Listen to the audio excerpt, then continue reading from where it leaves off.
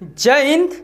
हम लोग profit and loss chapter पर वर्क कर रहे हैं और मैंने आपको वैरायटी ऑफ क्वेश्चन को कैसे सॉल्व किया जाता है, हम लोग क्वेश्चन पर वर्क कर रहे हैं, कंसेप्ट सीख रहे हैं। तो आज हम लोग कुछ नए क्वेश्चन और कंसेप्ट के बारे में जानेंगे।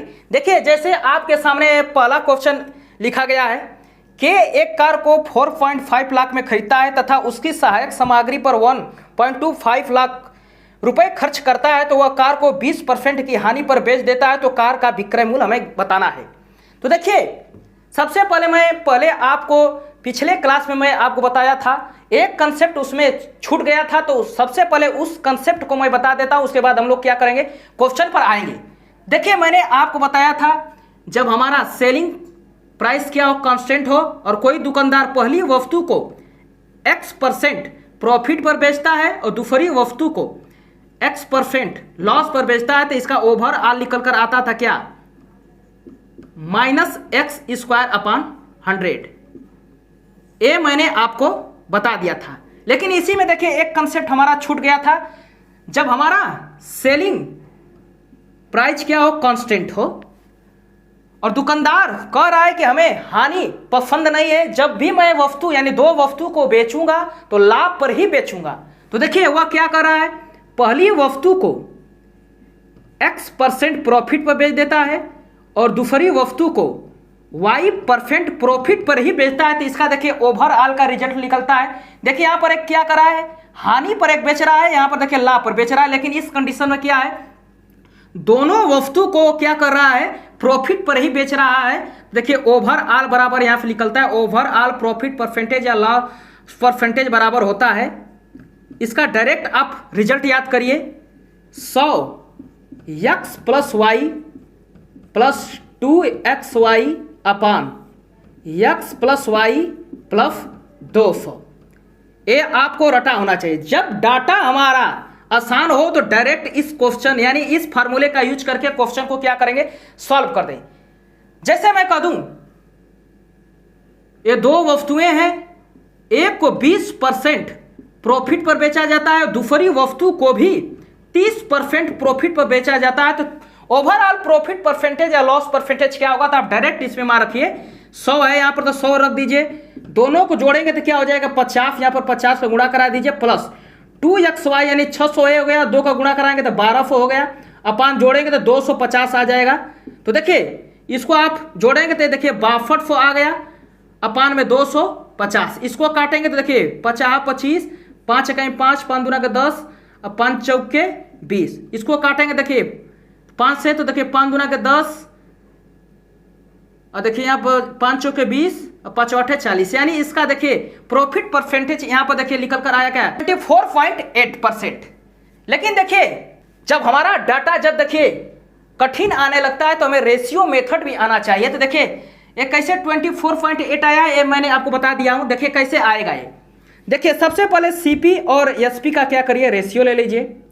20% क्या करा, प्रॉफिट यानी किसी वस्तु का 20% का मतलब मैंने आपको बताया हूं 1/5, यानी वस्तु का मूल्य क्या रहा होगा, 5 रुपया, उसको बेच रहा होगा क्या, 6 रुपया में। अब देखिए 30% का मतलब क्या है, 30% फ्रैक्शन को देखिए परसेंटेज को हमें तोड़ना आना चाहिए। इसको आप लिख सकते हैं 3 × 10%, और 10% का मान क्या होता है, 1/10, यानी इसका मान हो गया क्या, 3/10, यानी किसी वस्तु का मूल्य क्या रहा होगा, 10 रुपया रहा होगा, तो उसको बेच रहा है कितना में, 13। लेकिन हमें यहाँ पर देखिए सेलिंग प्राइस कांस्टेंट रखना है, तो यहाँ पर देखिए 13 का ऊपर गुणा करा दीजिए, 6 का नीचे, इसमें भी 13 का आप गुणा करा दीजिए, इसमें भी 6 का गुणा करा दीजिए। अब हमें देखिए ओवरऑल निकाल लेना है, प्रॉफिट परसेंटेज या लॉस परसेंटेज। तो सबसे पहले यहाँ पर देखिए सीपी क्या है, ये हमारा देखिए 13 × 5 = 65 हो गया, ये 60 हो गया, तो देखिए 125, नीचे क्या बनेगा हमारा 125, इसको जोड़ देते हैं, सीपी को जोड़ा जाता है। उसके बाद देखिए हम प्रॉफिट निकाल लेते हैं। देखिए किसी वस्तु का मूल्य क्या है, 65 रुपया, उसे कितने में बेचा जा रहा है, 78 रुपया में, तो देखिए यहाँ 13 रुपये का क्या हो रहा है, प्रॉफिट हो रहा है। अब किसी वस्तु का मूल्य क्या है, 60 रुपया, उसको 78 रुपये में बेचा जा रहा है, तो देखिए प्रॉफिट कितना का हो रहा है, 18। इसको जोड़ेंगे ओवरऑल 13 + 18 क्या हो जाएगा, 31। हमें परसेंटेज में निकालना तो 100 का गुणा करा देंगे। देखिए 25 चौके 100, 25 5 125। अब देखिए 4 × 4 = 4, 4 × 3 = 12, देखिए यहाँ 5 रहेगा, 25 पाँच 125, तो अपन देखिए 5 यहाँ पर रहेगा तो इसको काटेंगे तो देखिए 24.8 आ गया। यानी जब हमारा डाटा, यानी हमें ध्यान रखना है जब डाटा आसान रहे 20%, 30%, यहीं पर देखिए 33.3% प्रॉफिट और 16.2/3 प्रॉफिट पर बेच रहा है, और सेलिंग प्राइस हमारा क्या कांस्टेंट है। तो इस फार्मूले से आप करेंगे तो आपका टाइम क्या करेगा, ज़्यादा। इसीलिए हमें क्या करना पड़ेगा, रेशियो मेथड भी हमें आना चाहिए। जैसे 33/1/3 का 1/3 आप लिख दीजिए, यानी किसी वस्तु का मूल्य क्या 3 रुपया, उसे बेचा जा रहा है 4 रुपया। 4/2/3 का फ्रैक्शन वैल्यू होता है 1/6, तो इसको लिखिए 1/6, यानी वस्तु का मूल्य क्या रहा होगा 6 रुपया, उसको क्या बेचा जा रहा है 7 रुपया में। अब देखिए सेलिंग प्राइस कांस्टेंट करना, तो इसमें 7 का गुणा करा दीजिए, 4 का इसमें गुणा करा दीजिए, और इसमें 7 का गुणा करा दीजिए, इसमें 4 का। यानी आप यहां से समझ रहे हैं कि जब डाटा हमारा आसान रहेगा तो 100x + y + 2xy अपन x + y + 200 करिए, यानी डाटा जब हमारा कठिन आने लगे तो ये भी हमें आना चाहिए, फ्रैक्शन मान। तो देखिए पहले क्वेश्चन को सॉल्व करने से पहले इस क्वेश्चन पर हम लोग सबसे पहले नजर रखेंगे, उसके बाद वह जो क्वेश्चन रहेगा आप लोगों को इजीली पूर्वक समझ में आ जाएगा।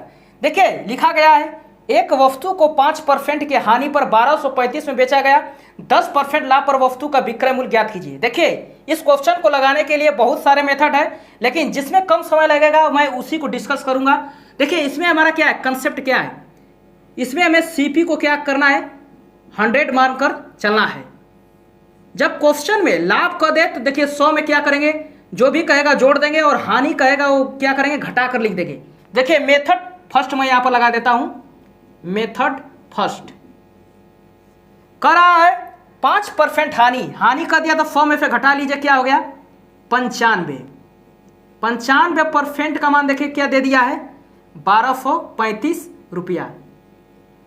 तो देखिए एक 10% के लाभ, यानी लाभ कहा है तो 110 हो जाएगा, 10 जोड़ देंगे 100 में तो क्या हो जाएगा 110%, 110%। इसका मान हमें निकालना है। तो इसको देखिए आप काटेंगे तो देखिए 13 बार में क्या करेगा, ये कट जाएगा। तो 1% बराबर क्या आ गया यहाँ पे 13।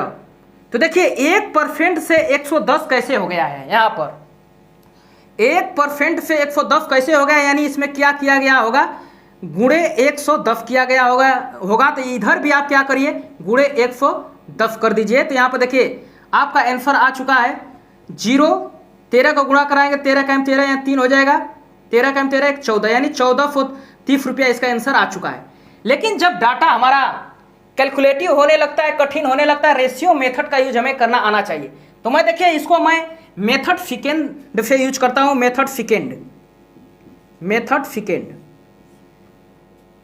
कर रहा है 5% हानि, यानी -5% क्या हानि। इसको आप लिख सकते हैं 1/20। इसको देखिए सीपी और एसपी कर दीजिए। तो देखिए क्वेश्चन में हमें क्या कर रहा है, 5% हानि पर 1235 में बेचा जाता है। रेशियो से हम देखिए हम कैसे लगाते हैं। तो देखिए यहां सीपी क्या बता रहा है, 20 को बता रहा है, और देखिए सेलिंग प्राइस कितना को बताया, जब हानि होने लगता है तो क्या हो जाएगा, घट जाएगा, यानी 19 यूनिट को बता रहा है।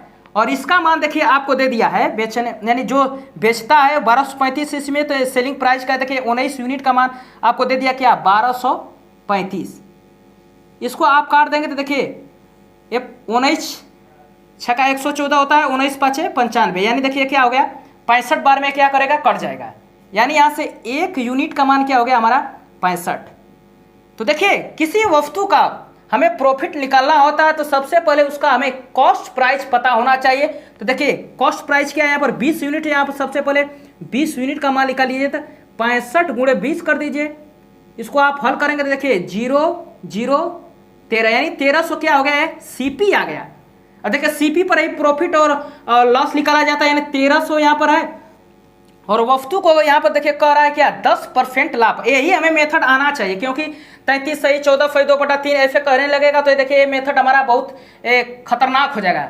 लेकिन जब हम रेशियो मेथड लगाएंगे तो सवाल हम लोग इजिली पूर्वक सॉल्व कर देंगे। देखिए हमारा क्या आ गया, सीपी हमारा क्या आ गया 1300।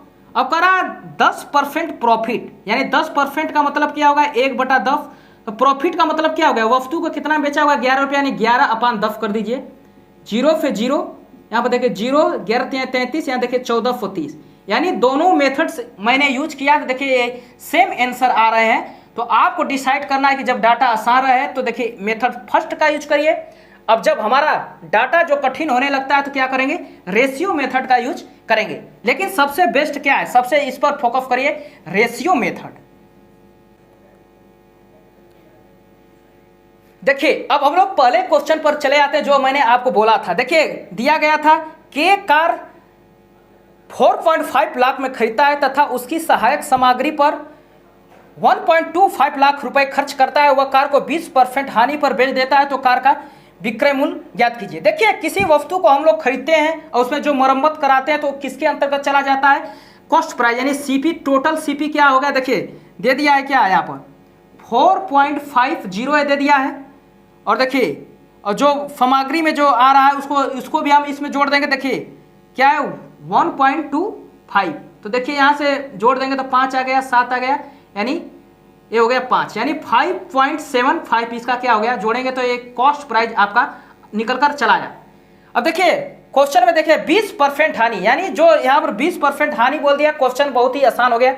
20% हानि, 20% क्या करा हानि, 20% का मान क्या होता है 1/5, यानी देखिए यहाँ पर माइनस लगा देते हैं तो देखिए सीपी क्या है यहाँ पर 5 यूनिट, और 5 यूनिट का मान देखिए यहाँ पर क्या यहाँ पर निकल कर आ चुका है 5.75, इसको आप काट दीजिए तो 1 यूनिट का मान यहाँ पर देखिए निकल जाएगा 1.15, ये क्या है 1 यूनिट का मान निकल कर आया। अब उसके बाद हमें देखिए क्वेश्चन में क्या कहा है, देखिए 1 यूनिट का मान निकल कर आया क्या हो 1.15, तो हमसे पूछा क्या है वस्तु का विक्रय मूल्य। तो देखिए सीपी यहाँ पर क्या है, हमारा सीपी क्या है 5 है, तो सेलिंग प्राइस क्या यहाँ पर हो गया, क्या घट जाएगा तो 4 यूनिट हो गया, तो यानी 4 यूनिट का मान हमें निकाल देना है, यानी इसमें क्या करना है 4 का हमें गुणा करा देना। तो देखिए 4 5 है 20, 4 इकाई 4, 2 हो जाएगा 6, 4 इकाई 4, यानी 4.60 लाख, ये आपका क्या हो जाएगा आंसर। यानी सबसे पहले हमें क्या करना है, कॉस्ट प्राइस को जोड़कर लिख देना है, माइनस 20% क्या करा है लॉस करा, तो 1/5 फ्रैक्शन मान हो गया। यानी देखिए 5 क्या बता रहा है, ये सीपी को बताएगा, सीपी का मान दे दिया है, तो 1 यूनिट का मान हम निकाल लेंगे। और देखिए 1 यूनिट का मान निकाल लिए तो क्या है सेलिंग प्राइस पूछ रहा है, तो सेलिंग प्राइस क्या है घट डिफरेंस लेते हैं जब लॉस होता है, यानी 4 यूनिट का मान निकालना है तो 4 का गुणा करा देंगे। इस प्रकार आपका ऑप्शन कौन सा सही हो चुका है, यहाँ पर देखिए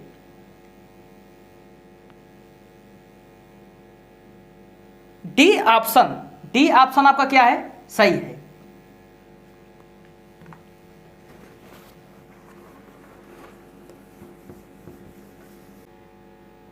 देखिए आपके सामने अगला क्वेश्चन लिखा गया है, एक पुराने फोन को 6,360 रुपए पर बेचने पर रंजीता को इसे कुछ वर्ष पहले खरीदने पर आई लागत से 47% कम मूल्य प्राप्त हुआ, तो 13% लाभ प्राप्त करने के लिए रंजीता को इसे किस मूल्य पर बेचना चाहिए था। तो सबसे पहले इसमें देखिए हम सबसे बेस्ट तरीका हमारा है रेशियो मेथड। देखिए कम का मतलब क्या है, उसको क्या हो रहा है 47% का क्या हो रहा है लाभ हो रहा है। देखिए 47% क्या है, इसको लाभ हो रहा है, इसको आप लिख सकते हैं 47/100। तो देखिए ये बताएगा सीपी को, ये बताएगा क्या लॉस को बताएगा, यानी सेलिंग प्राइस यहाँ पे निकल कर आएगा कि दोनों का डिफरेंस ले लेते हैं। तो देखिए सेलिंग प्राइस यहाँ पर देखिए 53 यूनिट, और 53 यूनिट का मान हमें देखिए हमें दे दिया है क्या 6,360। तो देखिए 1 यूनिट का मान आप यहाँ पे निकाल दीजिए, देखिए 53 पे देखिए 12 में कट जाएगा, यानी 120, जीरो चढ़ जाएगा ऊपर, यानी 120। तो देखिए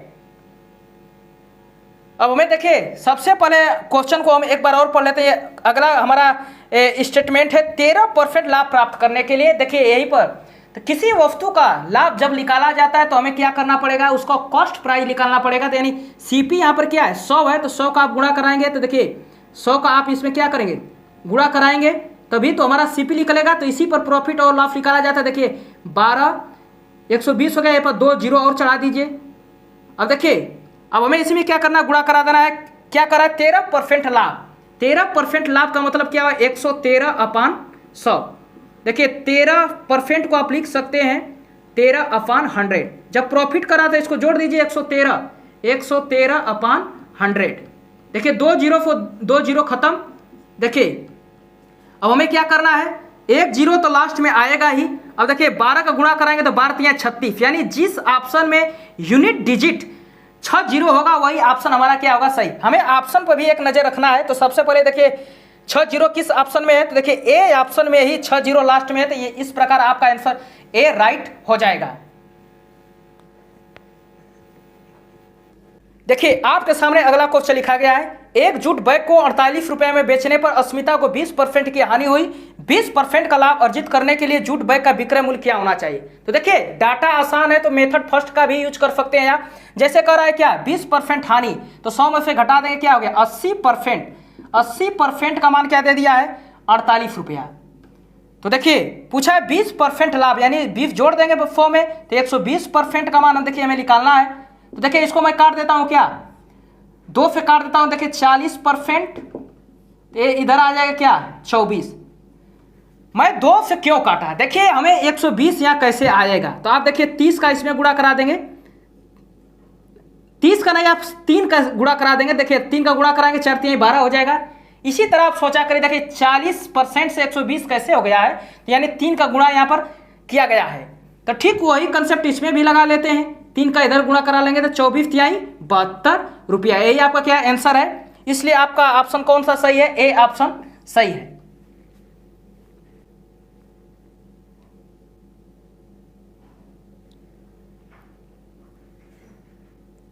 देखिए आपके सामने अगला क्वेश्चन लिखा गया है, रवि ने 2 साइकिल समान मूल्य पर बेची है, लेकिन उसे एक साइकिल पर 20% का लाभ हुआ है और दूसरी साइकिल पर 20% की हानि हुई है।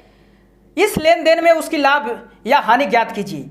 यानी यहां पर देखिए समान मूल्य कर दिया, यानी सेलिंग प्राइस हमारा क्या है कांस्टेंट। ये मैंने आपको कंसेप्ट बता दिया हूं, जब हमारा सेलिंग प्राइस कांस्टेंट हो और एक पर प्रॉफिट हो रहा है दूसरे पर लॉस हो रहा है, तो इसका ओवरऑल प्रॉफिट परसेंटेज या लॉस परसेंटेज होता है क्या -x²/100। इसमें x क्या है 20 है, तो 20 का स्क्वायर क्या होता है 400, यानी माइनस यहाँ पर लगा देते हैं, यानी 100 नीचे 0 पे 0, यानी -4% का क्या होगा उसे लॉस होगा। इसमें ऑलवेज हमेशा क्या होता है हानि होती है। इसलिए आपका ऑप्शन कौन सा सही हो गया, यहाँ पर डी ऑप्शन क्या है करेक्ट है। तो आज के लिए इतना ही रहने देते हैं। जय हिंद।